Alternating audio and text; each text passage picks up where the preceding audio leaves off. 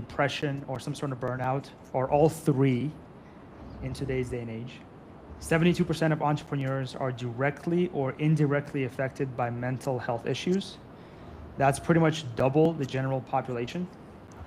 77% of those entrepreneurs, they do not even speak about these issues to anyone, and just because they don't want to, build a stigma around it.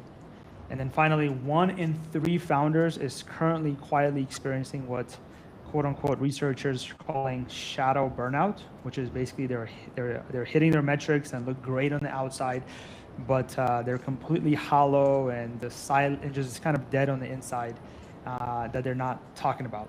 So if you're in that number, this episode is going to be for you. I'm sure this is going to hit, because my guest today has spent over 20 years in, whether it be monasteries, silence retreats, and in rooms of thousands of founders and entrepreneurs, figuring out and really working with them on things of how to actually fix this issue. This is not a productivity hack. This is not like anything about cold plunging or saunas. This is something very deep, and I would love for you guys to listen to this, because this guy has changed my perspective on things. So let's go ahead and get into it. So Konstantin Kranz, welcome to Still Building. I hope I said your last name right. Kranz, I believe that's what. Yeah. Did I say that correct? Yes. I love that, man. Well, you've got a background that most coaches in this space do not. You've studied medicine, you studied philosophy in Vienna, and then you spent some time in monasteries and silence retreats, which I would love to learn about and talk about. But most people who end up coaching entrepreneurs and founders come from the business world. You came from completely opposite direction. Can you take us back to where this all started?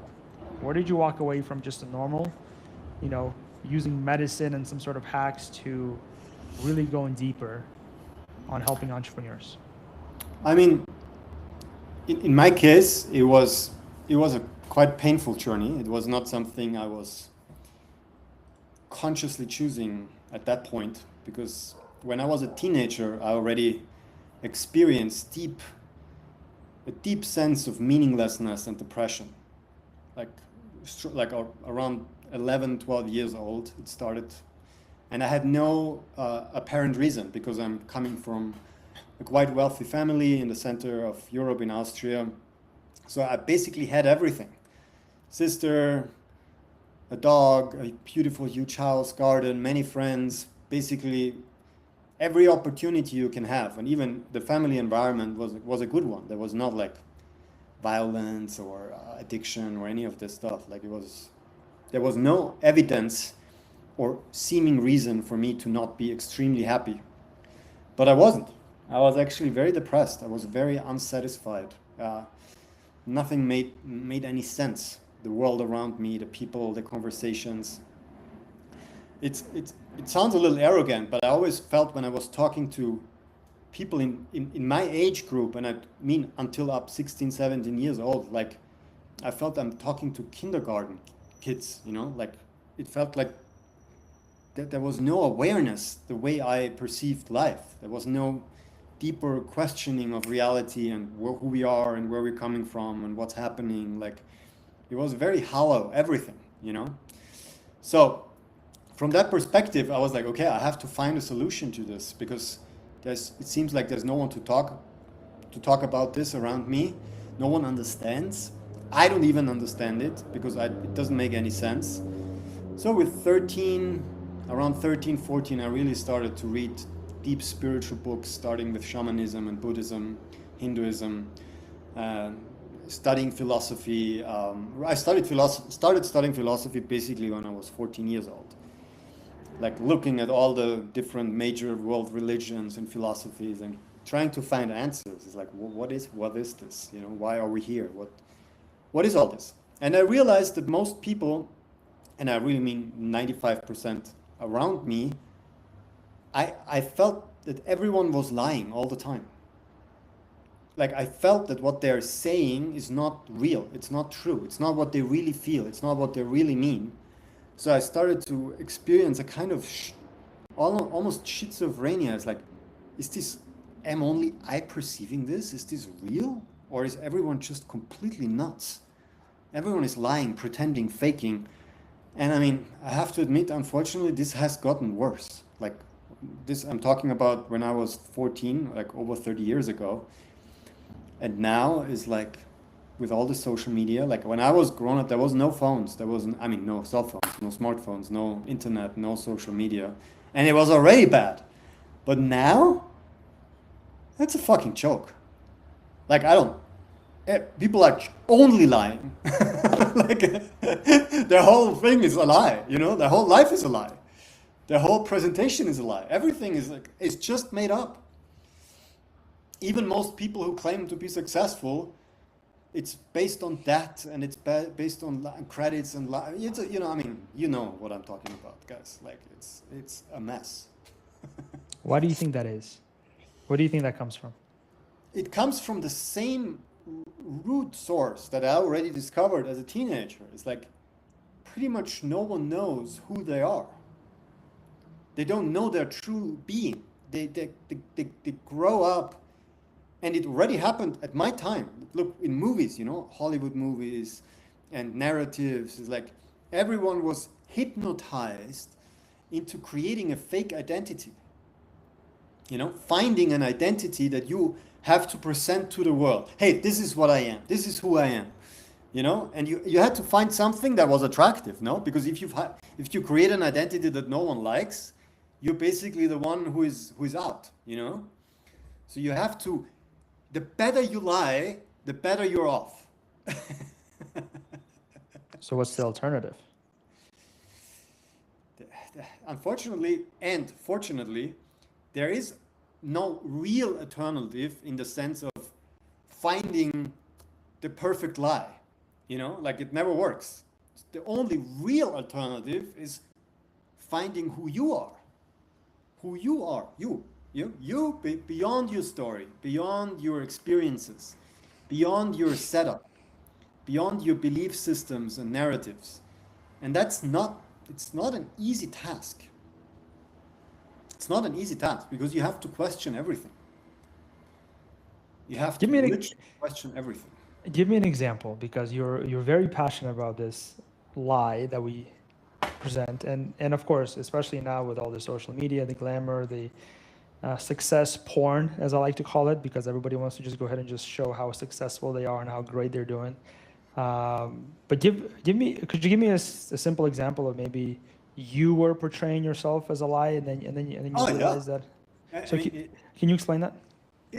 Again, I can go back again. You know, like there is this deep, and everyone who listens can relate to this. There is a sense of nervousness, of anxiousness, of in your body. You know, there's something you're uncomfortable about. Everyone knows this, okay? And we all think that this nervousness, this anxiety, this fear, this discomfort has some cause outside of us. It's like, fuck, I don't have enough money. Fuck, my relationship is not like, oh my God, I have to pay this. Oh no, I don't have enough followers. No, I don't have the next, I'm not hitting my 7 feet. Whatever it is, you think that because you feel this contraction, this sensation of fear, there is a problem that you need to fix. And you think the next relationship, the next success, the next car, the next business, the next property, the next kid, the next whatever is going to bring the peace. It's going to bring the deep relaxation that you're longing for. And it's never going to happen.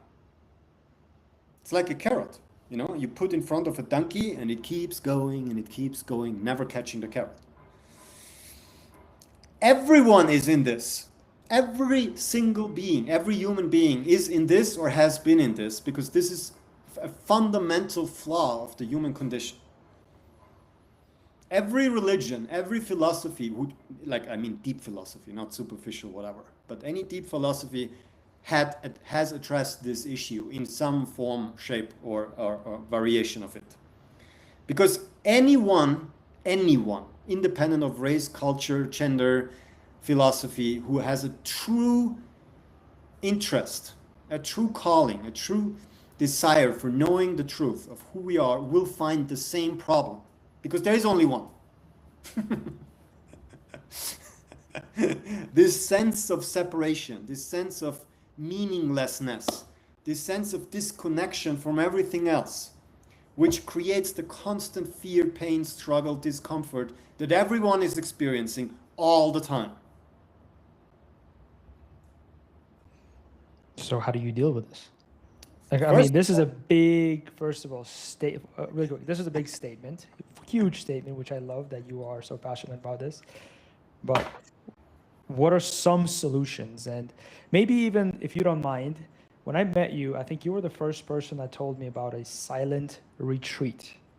For somebody who doesn't know what that is, it's literally where you go, I think you were the one that told me about this, where you go and you spend 3, 6, I think 7 and 10 days in just complete silence.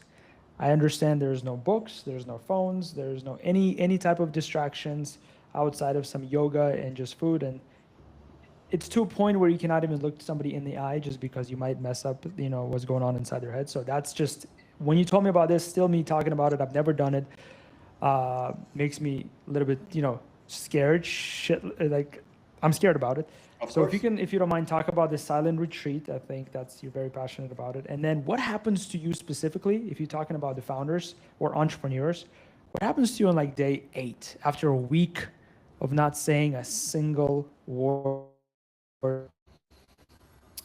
Let me go back again, because also this silence is something that every culture has. Every culture, in the spiritual sense, in the religious sense, has this retreats of going into silence. The Buddhists do it, the Taoists do it, the Hindus do it, Islam has their own version of it, shamans have their vision quests. Every culture, because again, we're talking about the one and only problem that every being has. Okay, so obviously every culture, every religion has found a way to deal with this. And literally the only way to do this, you have to face it. You have to face it. You cannot run from it because it's you. It's your own shadow. You cannot run from your own shadow. So what I did, when I was 19, I did my first 10-day silent retreat. It was in Mexico. It was a more Buddhist approach. But the point is, it doesn't really matter. It's not what I did. It's what you can do. You could even go just 3 days alone and sit in a room without television, without phone, without book, and observe your mind. It's going to drive you nuts. If you've never done this before, it's going to be very challenging. And my first 10 days when I was 19, it was horrible. It was painful as fuck. It was very, very uncomfortable. Also physically, because it was a Buddhist retreat. So we had 15 hours of meditation every day, sitting on the floor, cross-legged. 4 o'clock in the morning, getting up until 9 in the evening, with some breaks in between. So obviously, this was not just mentally very challenging, but also emotionally and also physically. And I don't think that this form of self-inquiry is necessary to do this hardcore 10 days suffering. I like it. It was good for me. It was good for me because I had my first, call it awakenings, or first remembering of who I am beyond the body, beyond my feelings, beyond my story, because that's what happens. And that's exactly what happened in these retreats. First time on day 3, and then 5, and then once 8, it doesn't matter. But I've done dozens of these 10-day retreats, in the last 30 years. So what happens is once you pass or you walk through the discomfort of anxiety, of discomfort, of agitation, of nervousness, of fear, whatever you want to call it, it's like clouds. If you imagine you have a very, very cloudy day and you live in an environment where it's always cloudy, you don't know the sun. Even though the sun is always there, you don't know it. You know it has to be there because there is light, right? It's like there must be a sun because it's light. but I don't see it because it's all full of clouds. So you don't see that there is a sky which is blue and vast and beautiful and infinite, and there is a sun which is warm. You don't see it. You think you know because there must be there, but you don't know. So you have to pass through the clouds. And the moment when you pass through the clouds, it gets really uncomfortable. It's dark. And you don't see anything. You don't see the sky, you don't see the earth anymore. You're lost in clouds. And you're like, what the fuck is happening? I'm getting crazy here. And that happens when you're really confronted with the crazy thoughts that you are thinking compulsively every day, basically on autopilot, that you don't even have awareness of it, you don't have control over it. It's just a thinking craziness in your mind. And guys, all of you know what I'm talking about. Everyone knows this. It's compulsion, it's addiction, it's confusion, it's thought patterns that keep you nuts, that don't allow you to sleep, that don't allow you to rest, because they're just controlling you. They're just controlling your mind. And you need to pass through this. However you're going to do it, you will do it. But you have to do it. You have to pass through these clouds to come to the sky, which is a metaphor for your true nature, for your true being, for your true self. But you're saying 10 days is not required. This is something by the way, doing it at 19, I cannot imagine. So much is happening in your brain at 19 years old. You're becoming from a, young adult to an actual adult, and that's insane that you did this. But what are some other ways that you can start for somebody who is listening to this? And I think when I met you, I think I told you that I probably couldn't sit through a 5-minute meditation, silent meditation. Now I'm doing, 15, 20 minutes I'm okay with, but it's still very much uncomfortable, I'll be honest with you. What are some steps that people can start taking to start going on this journey of realizing and getting past this darkness that you just talked about, without going to a 10-day silent retreat, because that's a different level? Again, you can start with 5 minutes. Mm-hmm. Go start with 5 minutes. Go in the nature, sit under a tree. Nature is always very helpful because nature already has something more peaceful to it. It already has a more quiet environment, mostly. Mm-hmm. But it depends, like if it's raining, it's uncomfortable. If there's mosquitoes, it's uncomfortable. If it's whatever, like you have to find a space where you can at least relax for a moment, right? And then spend 5 minutes and just observe your mind. Observe what's happening. That there are thoughts, that there are emotions, that there is energy, there is sensations, there's stuff happening. And you are not the stuff that is happening. You are the one watching. That's literally the key here, that you stop identifying what you are aware of. You become aware of who is aware. You become aware of awareness itself. Like right now when you're listening to my voice, who is listening?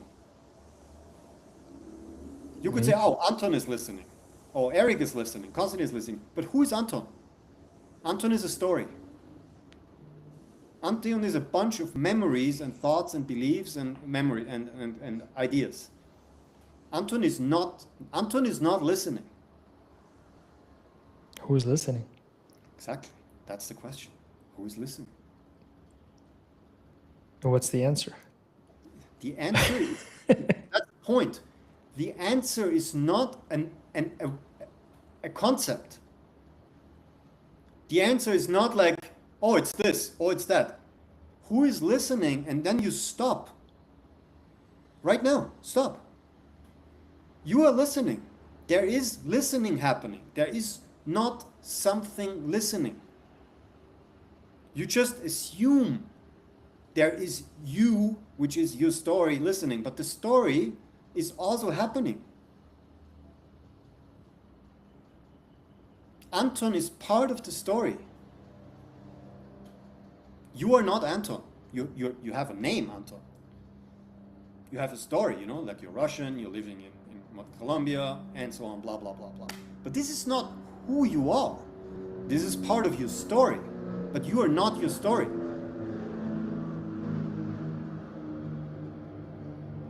Interesting. Okay, let me take a quick detour if you don't mind, and let's talk about entrepreneurs.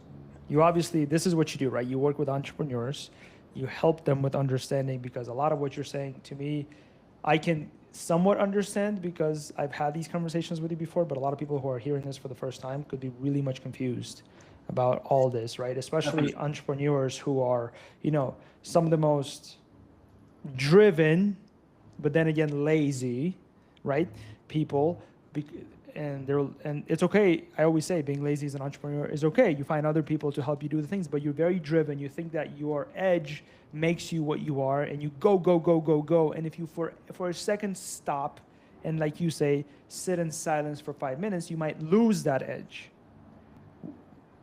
So if you don't mind, there's going to be two parts to this question. First question is, when you start working with entrepreneurs, business owners who are really, you know, who are in the weeds, trying to make things work, what are the first thing that you see about them that they don't usually see about themselves?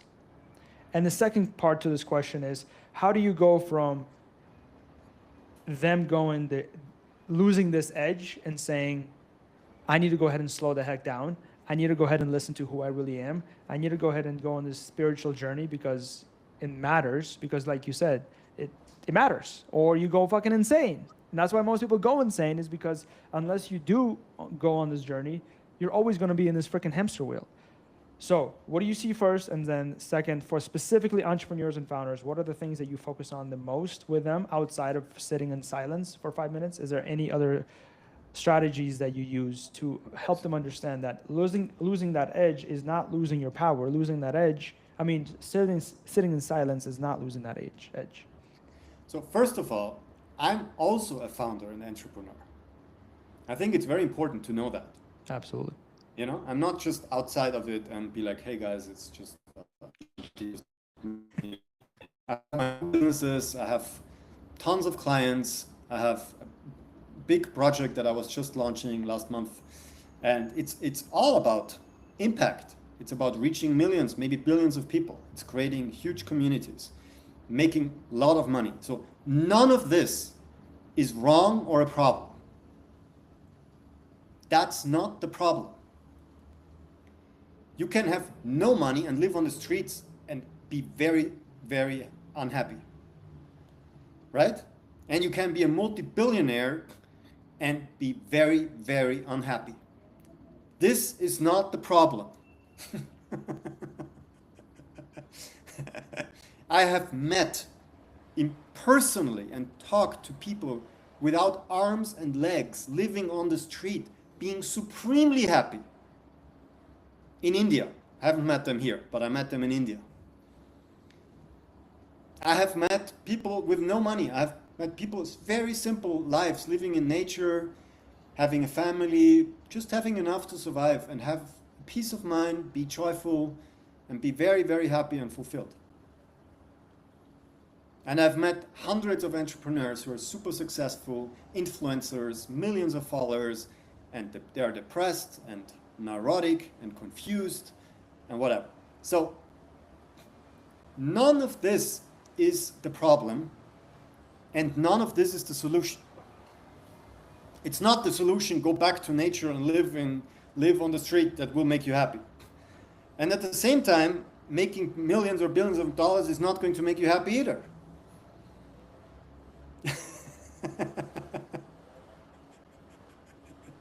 So that's very important. That's one of the first things I tell to all of my clients.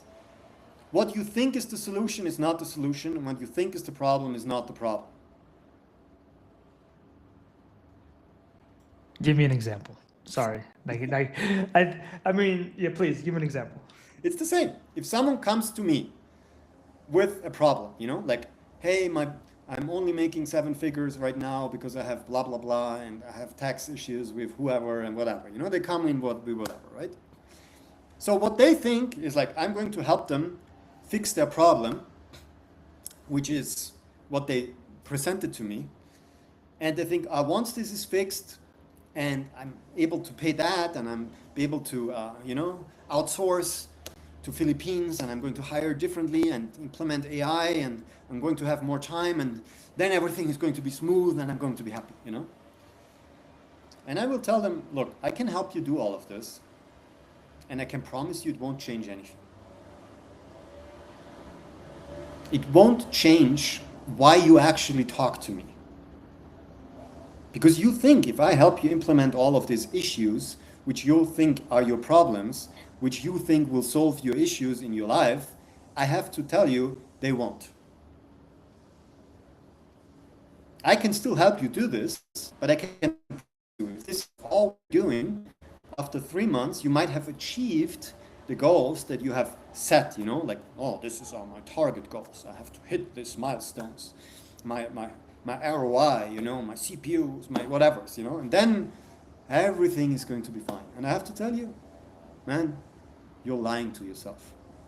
And I have to help you here because it's not going to happen. Because why you're actually coming to me or to someone like me is because you are afraid. Because you're unhappy. You're stressed. You're not happy. You're not enjoying your life. You don't even know how to enjoy your life. And then you think the future is going to change this. But the future is not going to change anything. Because there is only this moment. This moment right now is all we have. It's always going to be this moment. Even if it's in 3 months, we're going to be back here in this moment, right? Where else are we going to be? This moment, you could say, but in 5 minutes there's a different moment. Really? Let's check again in 5 minutes if the moment is really that different.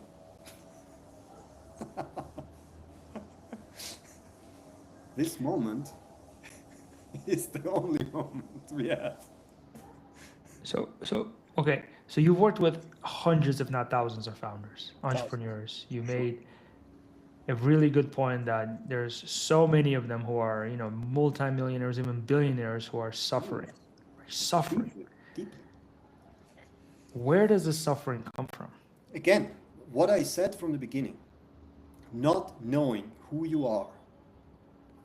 Just the not knowing creates an uncertainty. The uncertainty creates a fear. The fear creates a discomfort.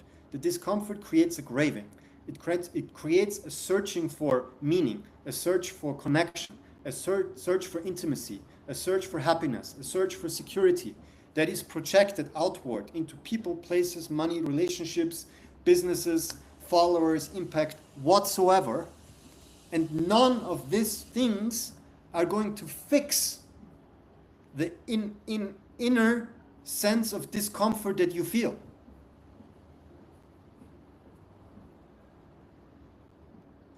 Okay, all right. I really want to get to fixing this. You made a really good point that it's there. You made a really good point that nothing that we think would fix it would fix it. I've known and worked with and actually experienced this myself. I mean, a lot of entrepreneurs listening to this have a lot of anxiety, as we talked about before, but even worse, at 2 a.m. where you cannot freaking fall asleep, you're looking at the ceiling trying to stop thinking. I'm sure you know a lot of people who have this. I have this personally. A lot of people listening to this have this issue where it's just nonstop analysis of what the hell is going on in your business, your relationships. So let's talk about some practicalities of what can we do about it, right? So I would love the listeners to get out of this episode some actionable steps that they can take to help deal with this. So we already talked about sitting in silence for 5 minutes and observing who you are, going into nature. You talked about the present moment. Okay, so the presence, the word gets thrown out a lot. Be present. That's actually one of my core values here. I have my core values: presence, be here now, focus on what you're doing. And it's so freaking hard as an entrepreneur. Be here now, focus on what you're doing. You're always thinking about your next meeting, your next call, your next email that you have to write. What is presence, and how can you be more present? First of all, presence is really the only thing that is actually happening. Everything else is made up. Our past and our future, they only exist in our thoughts, in our mind. They don't really exist out there. Are we agreeing on that? Like whatever you experienced in your past, if you would forget about it, it would literally be gone. Question's how? How do you forget about it? Sorry, maybe you're gonna get to it. Right now I'm just trying to get the theory, you know, like, of course you could say, but practically, how can I forget about it? You know, like my childhood was the worst ever. Like, how could I ever forget about this, right? Of course, as long as there is a huge charge, I call it charge, a huge investment into what happened or into what's going to happen, then your energy, which is your life force, because that's all what we have. Again, I'm trying to make it in this very short time that we have as simple as possible. Yeah, all you have is presence and your life force. That's all you have. There's nothing else in your life that you have. You don't own anything. You don't even own your body. It's borrowed, you know? You got a body and the body is going to fall apart at one point. So you don't own that. You are inhabiting it. You're experiencing it. None of what you have, your house, your family, is going to last. All is going to die and fall apart. Sorry to tell you guys, but that's a fact.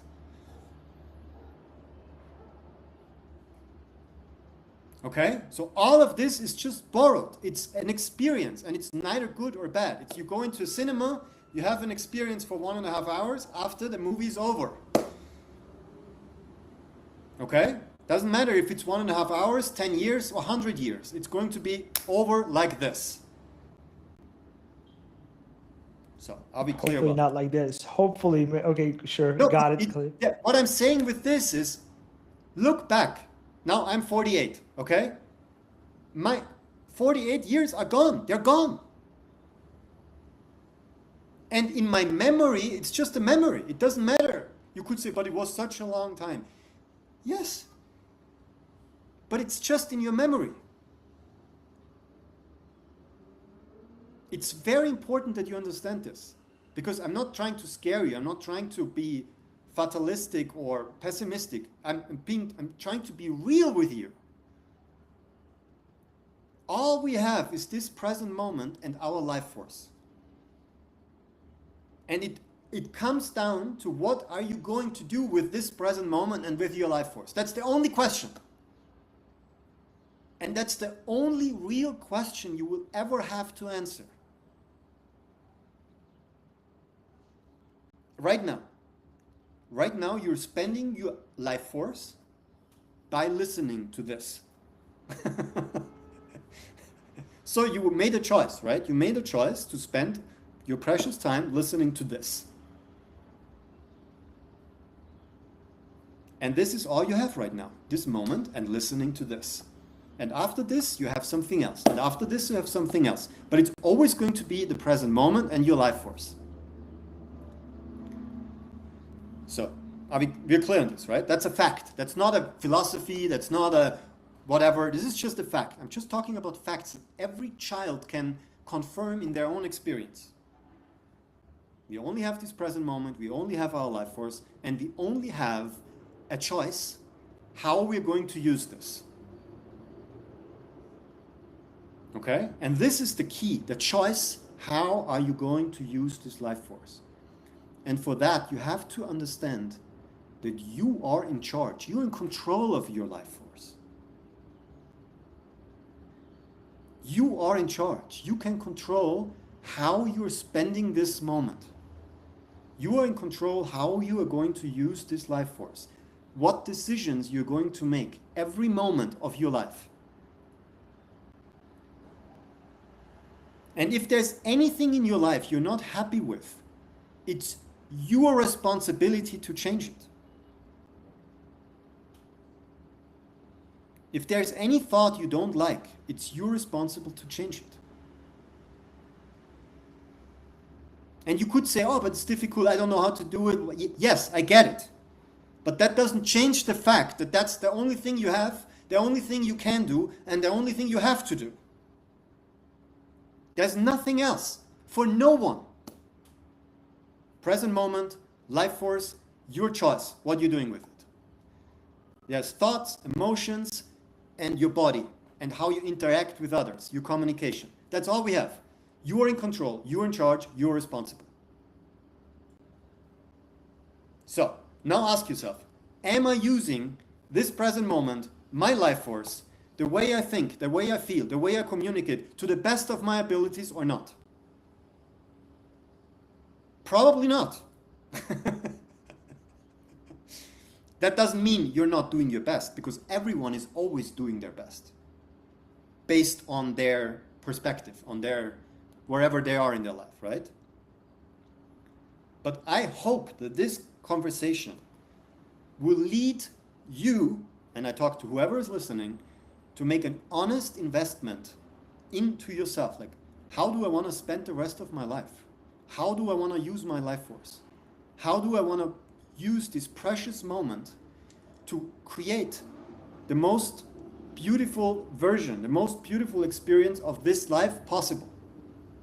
And how am I lying to myself, pretending that the next money, the next girlfriend, the next success is going to fix my life? Because it won't. The only thing that's going to fix your life is if you change the way you think, the way you feel, the way you communicate, and the way you act. That's the only thing that's going to change anything. And if a silent retreat helps you, do it. If a therapist helps you, do it. If a coach helps you, do it. If whatever, I don't care what you do, but do it. Stop pretending you're a victim of your life, because you're not. You are in charge. You're a creator and you're responsible. So do whatever you can to take control of your life and make the best of it. And the more honest you are, the better. The easier it will be. The faster it will go. No excuses. That's the hard part, is about being honest. So for somebody who's listening right now, I love how passionate you are about changing. I love the whole responsibility.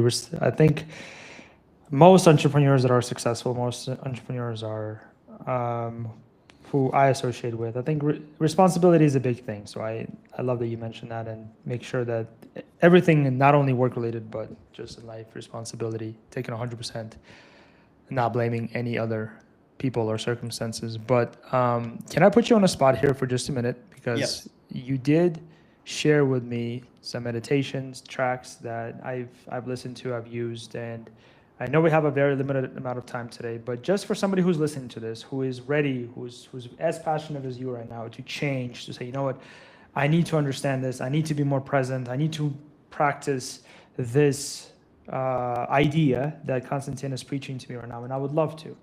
So can you take just 3 minutes, whoever's driving, doing some workouts, whatever you're doing, just stop whatever it is that you're doing. Can you walk us through a method, a meditation, or an idea for the next 3 minutes to help us become more present? Happy to do it. It's a method that I have developed, which I call reality check. Okay? It's a very simple method. Can do it in 3 minutes. I can do it in 5 minutes. Can do it in 15 minutes. First of all, right now, just stop. Wherever you are, probably you're sitting somewhere. Don't do it when you're driving right now. If you're driving, wait and listen to it after, okay? Because it will imply that you stop focusing on anything else. Just feel your body right now. Wherever you're sitting, feel the body. And just observe. Observe your body. However you're sitting, feel the gravity in your chair, in your couch, on the floor, wherever you are. Just feel how the body is sitting here right now, without you having to do anything about it. It's just sitting.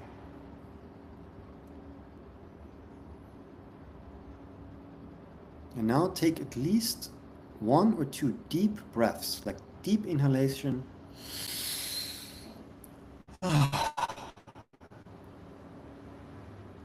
And breathe out, even with make a sound, a sigh, a yawn, whatever, but just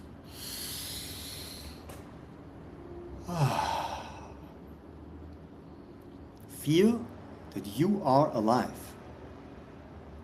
You are present. You're here listening. You're sitting, and there's all kind of sensations, feelings, emotions happening in your body. There's vibration, maybe there's hunger, maybe there's some anger, maybe there's some tiredness, maybe there's some tension. It doesn't matter. Just observe. There's all kind of stuff happening in your body, in your energy field.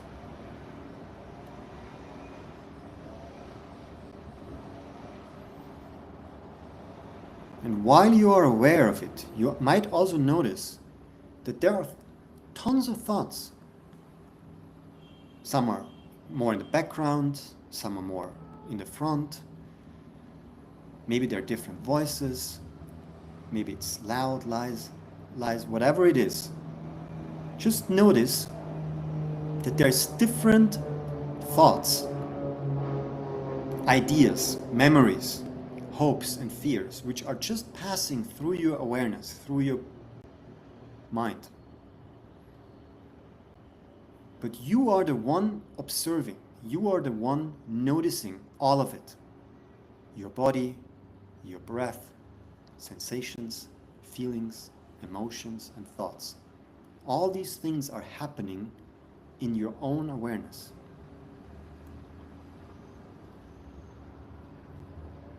And now I really invite you to just step back a moment. Just step back in your own consciousness. Fall back and just relax. Let everything go. And by letting go, I mean just let it be. Just let everything be exactly as it is, without you having to change it or judge it or have to get rid of it. Just leave it as it is. Leave your body.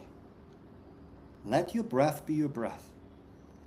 Let every sensation, every emotion, every feeling be exactly what it is. Let your thoughts be what they are. Don't interfere. Just let them be.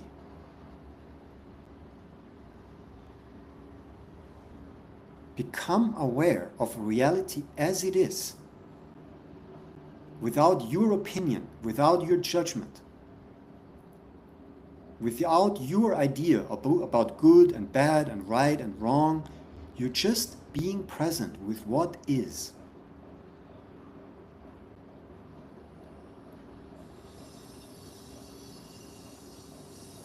And now, become aware that there is awareness, that there is presence,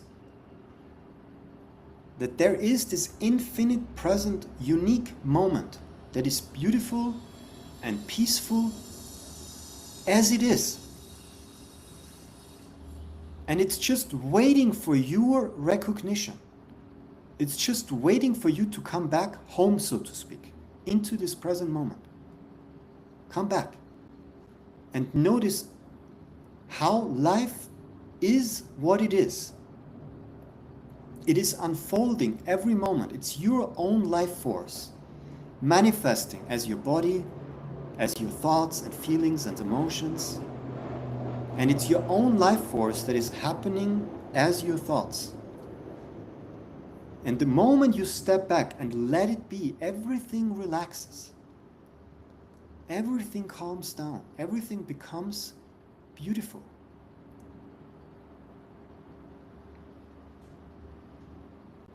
And this is who you truly are. You're not your story. You're not your body. You're not your emotions. You're not your thoughts. You are this presence, this pure awareness that is conscious and present of everything that is happening. And just you, by coming back home into this moment, you remember who you are, you remember yourself, and you become whole and complete and perfect as you have always been. And just stay there. Stay there for a moment and allow it to be. There's nothing to understand. There's nothing to do. Just be.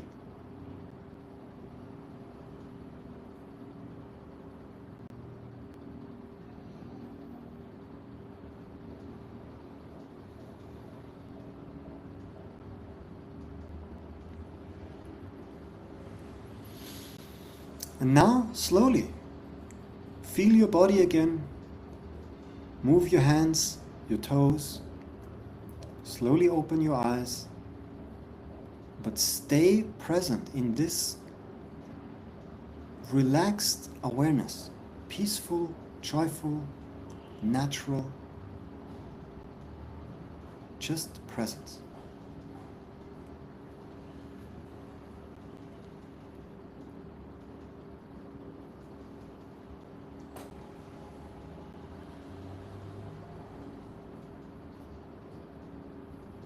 Anthony, you're muted. I don't hear you. I was saying how you are a master of this. Whoever didn't do this, I highly encourage you to go back and do this. And if you're driving, pull over and do this, because it is amazing how much more clear and present now that I am. Maybe we should have started with this meditation so people understood what presence was before you made such a big statement about it. But this was awesome. Thank you. Thank you for sharing. You're very welcome, and everyone who's listening. I hope this little episode is another invitation from life itself to you to come back home and live as who you are. And remember that life is here to be enjoyed, to be played, to have fun. Don't take anything serious, and especially don't take anything personal. Life is joyful, and it's meant to be joyful, not to struggle and suffer and sacrifice everything all the time. This is a great ending. There's so many things that I still want to ask you. I know we're limited on time. I know you're building an infinity game, which I would love for you to... we're going to put the notes in the show notes, the link to that game. I know we're limited on time. Konstantin, thank you so much. This was an incredible conversation. Before I let you go, we are going to put this in the notes, but where can people best find you? And who specifically should reach out to you? Only anyone who feels a call to it. I'm not here to convince anyone about anything. I'm not here to sell anything to anyone. If you resonate with this, and if you feel that this person here is able to help you, happy to help you. If it's not this person, find anyone, because it's not only me. There's a bunch of awake beings that can help you with this. And the most important thing is, remember, once you make the decision that you want to remember who you are, and you will do anything it takes, life will help you in every possible way. Remember, you will find whatever you need when you're ready, and I hope you're ready now. I think most listeners are more ready than when they started listening to this. Konstantin, thank you so much for being here, brother. I really appreciate you. And to everyone listening, this one definitely hit different for me, and I hope it did for you as well. Send it to a person or somebody else who needs to hear it, because I know most of us go through this. But Konstantin, any last words before we say goodbye on this episode? I would love to have you back. I would love to have you talk about the game that you're building. Like I said, I'm going to put it in the show notes so people can check that out. But anything else you want to leave our listeners with? Yeah, maybe really just remember the power of your decision, because I think it's so important that you're not a victim, that if you need help, say it loud. I need help. I want to remember who I am, and I will do anything it takes. Your words are so powerful. Trust them. Trust that you can achieve anything, and you don't have to be afraid, because life is here to support you. It's not your enemy. It's not something that you need to defeat. It's something you need to surrender to and trust. And it will help you. I love it. Thank you so much, Konstantin. Have a blessed day. Same to you, Anton. Thank you for the invitation. It was a pleasure. It was incredible.